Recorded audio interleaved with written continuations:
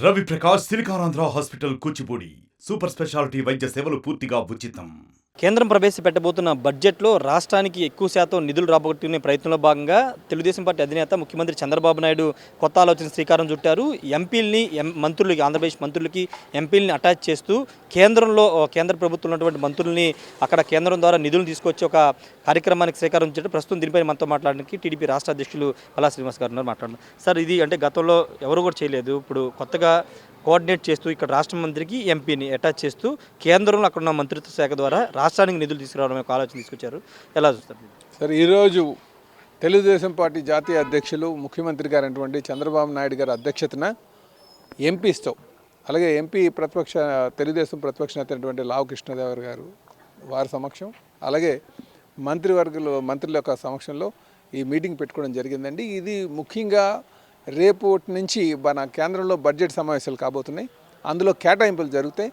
ఆ కేటాయింపుల్ని చూసుకొని మన రాష్ట్రానికి ఎటువంటి నిధులు తెచ్చుకోవాలి కనుక ఆ శాఖల వారీగా ఎంపీలు కేటాయించారు. మనం కేటాయించుకొని వాళ్ళకి మన మంత్రివర్గంతో లింక్ చేసి సాధ్యమైనంత వరకు కూడా సమర్థవంతంగా నిధులు మన రాష్ట్రాన్ని తెచ్చుకునే విధంగా ఇది ఉపయోగపడుతుందండి ఖచ్చితంగా.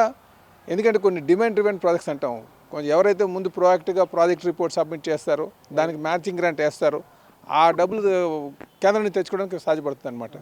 గడిచిన 5 సంవత్సరాలుగా మీరు వైసీపీ ప్రభుత్వంలో చూసుకుంటే మ్యాచింగ్ గ్రాంట్ వేయక, ప్రాజెక్టులు సబ్మిట్ చేయక మనం కేంద్రం నుంచి నిధులు తెచ్చుకోలే, ఒక పైసా కూడా తెచ్చుకోలే. కానీ ఆల్రెడీ పొరపాట్లు చేసిన వల్ల ఏమవుతుందంటే నాయకుడికి ఆలోచన లేకపోతే, సమర్థవంతమైనటువంటి ఆలోచన లేకపోతే మనం సమర్థవంతంగా నిధులు తెచ్చుకునేటువంటి పరిస్థితి ఉంటుంది. ఈరోజు ముఖ్యమంత్రి గారికి 4వసారి చేయడం చంద్రబాబు నాయుడు గారికి తెలుసు కనుక వారు ఈ కోఆర్డినేషన్ కమిటీ పెట్టి సాధ్యమైనంత వరకు సమర్థవంతంగా నిధులు తేడానికి ఉపయోగపడుతుందని చెప్పి మీకు తెలియజేస్తున్నానండి. మీరు కేంద్రం నుంచి ఎక్కువ శాతం నిధులు రాబట్టాలి, రాష్ట్ర అభివృద్ధికి సహకరించాలంటున్నారు. కానీ వైసీపీ మాత్రం 24 గంటలు దీక్ష చేస్తుంది. ఆంధ్రప్రదేశ్ అసలు లా అండ్ ఆర్డర్ లేదు. వైసీపీ కార్యకర్తల్ని దొరికినట్టు చంపేస్తున్నారు. ఇది దేశ స్థాయిలో, జాతీయ స్థాయిలో చర్చ జరగాల్సిన అంశం అని వాళ్ళు చెప్తున్నారు. ఇప్పుడు జగన్మోహన్ రెడ్డి గారు ఒకటి తెలుసుకోవాలండి. వ్యక్తిగత కక్షల మీద జరుగుతున్నటువంటి హత్యలను తీసుకొచ్చి తెలుగుదేశానికి పిలవడం చాలా తప్పండి. ఈ గడిచిన 36 రోజులుగా కూడా జగన్మోహన్ రెడ్డి గారు ఆ విష ప్రచారం చేస్తూ, నిందారోపణలు చేస్తూ ముందుకు వెళ్తున్నారండి. ఇదే కాదండి, దీనికి ముందు కూడా మీరు చూసుకుంటే ఆయన ఏమన్నారంటే టీటీడీ దీన్ని తీసుకెళ్ళి తెలంగాణకి ఇచ్చేశారు, మంత్రివర్గంలో 15 మంది కమ్మవాళ్ళు ఉన్నారు, అలాగే ఇంగ్లీష్ మీడియం తొలగిచ్చేస్తున్నారు అని చెప్పేసి చూడండి, మీరు సీరియస్గా అలా చెప్పుకొస్తున్నారు. ఈరోజు వచ్చి హత్యా రాజకీయాలని అని చెప్తున్నారు.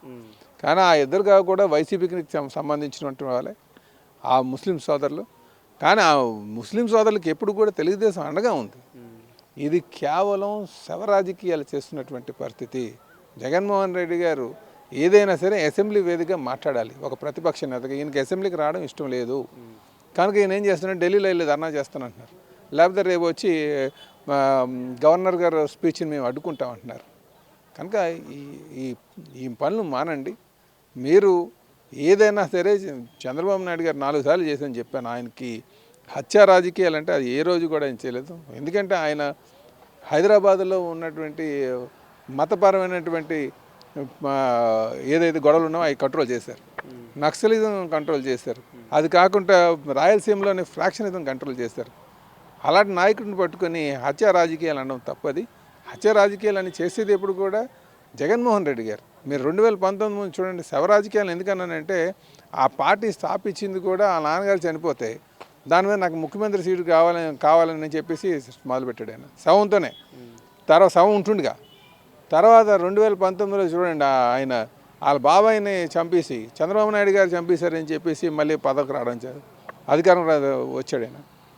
ఈరోజు ఏం చేస్తున్నాడు, ఇంకా 30 రోజులు అవ్వలేదు, ఇంక ఈయన వచ్చి ఇలాగ చంపేశారు అని శవరాజకీయాలు పడుతున్నారు. అక్కడికి వెళ్ళి మీరు ఒక ప్రతిపక్ష నేతగా అసెంబ్లీలోకి వచ్చి మీ బాణి వినిపించండి, ఒక నిర్మాతమైనటువంటి ప్రతిపక్ష నేత పాత్ర పోషించండి. అంతేగాని ఏదో జరిగిపోయిందని చెప్పడం కరెక్ట్ కాదు. అసలు హత్య రాజకీయాలకు అంటే రాజకీయ రాక్షసత్వానికి పరాకాష్ఠ జగన్మోహన్ రెడ్డి గారు. ఎందుకు ఈ మాట అంటున్నానంటే మీరు చూడండి, ఆయన ఈ ఆనంద్ బాబుని పట్టుకొని తిరిగేవారు. ఈరోజు కూడా ఆయన ఓడిపోయిన తర్వాత మొదట వెళ్ళి పిన్నెల రామకృష్ణ వెళ్ళి పరామర్శించారు. కనుక ఈ పనులు మానుకోండి అని చెప్పేసి ఒక నిర్మాణాత్మకమైనటువంటి ప్రతిపక్ష నేత పోషించండి అని చెప్పి మేము తెలియజేస్తున్నాం. Thank you sir. ఖచ్చితంగా ఒక నిర్మాణాత్మక ప్రతిపక్ష పాత్ర పోషించాలని పల్లా శ్రీనివాస్ అయితే ప్రతిపక్ష నేత వైసీపీ అధినేత జగన్కి సూచిస్తున్నారు. రాష్ట్రంలో అంటే చంద్రబాబు ముఖ్యమంత్రులను ఎప్పుడు కూడా అల్లర్లు ప్రేరేపించలేదు. ఇది కావాలనే ఒక వ్యక్తిగత గొడవల్ని ఇది రాజకీయ గొడవలుగా చూపించి రాజకీయ హత్యలుగా చూపించి ఆంధ్రప్రదేశ్లో లా అండ్ ఆర్డర్ లేదని జాతీయ స్థాయిలో ప్రొజెక్ట్ చేయాలని చూస్తున్నారు. ఇది ప్రజలు నమ్మరని కూడా పల్లా శ్రీనివాస్ చెప్తున్నారు. Camera person విజయ్తో Rayesh RTV Undavalli నుండి. మరిన్ని వీడియోస్ కోసం ఛానల్ ని సబ్స్క్రైబ్ చేయండి. లేటెస్ట్ అప్డేట్స్ కోసం వాట్సాప్ ఛానల్ ని ఫాలో చేయండి. అండ్ లింక్ డిస్క్రిప్షన్ లో ఉంది.